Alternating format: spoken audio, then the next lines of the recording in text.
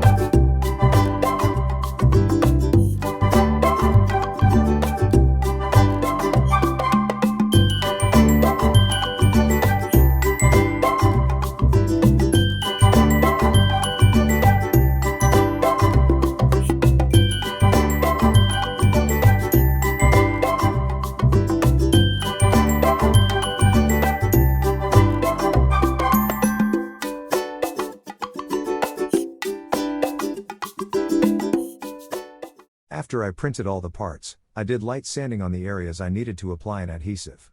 I spent a little more time sanding the parts that I wanted to look smooth after it was painted. I chose to go with a wood dowel for the main cylinder of the wand.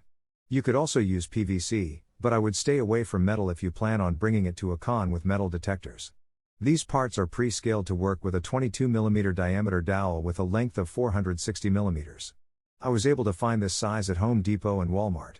The one I bought was longer than I needed, so I cut it to the correct size.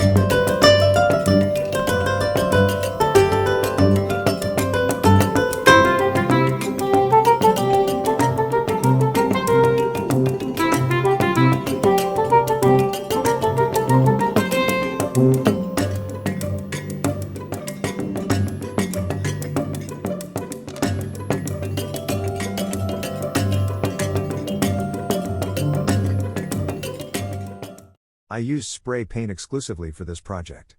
Be sure to follow all directions on each can, and have proper ventilation and personal protective equipment when using spray paints. I did wet sand the main cylinder after the initial paint job and added a couple of more coats. I think I added a layer too long after the previous coat, and it caused the paint to feel rough.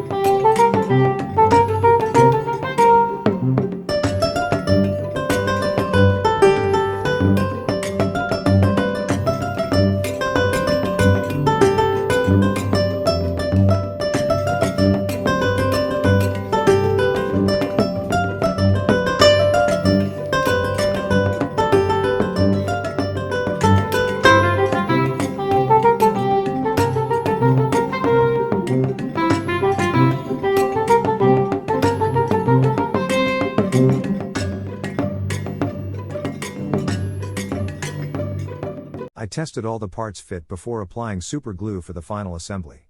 This ensured the paint did not mess up the tolerances and prevent the pieces from fitting together. The clamps I used when gluing, and the metal trays I used during painting are from the Dollar Tree. The trays are pizza trays and only cost me $1.25 each. I have used them for several multi-part projects to move wet items out of the way so I can paint other parts. I am pleased with how this project turned out. I am still searching for a gem to place in the hilt, so if you have any suggestions, let me know. None of the parts needed to be reworked or adjusted before or after printing. Due to having to source and work with a non-3D printed part and the fact that there are multiple pieces, I would say this is an intermediate level project. If your printer is well tuned and you take your time, you should not run into any significant frustrations during this build. I know this was a broad strokes video, so if you have any questions, put them down in the chat, and I would be happy to answer them. Thanks for watching.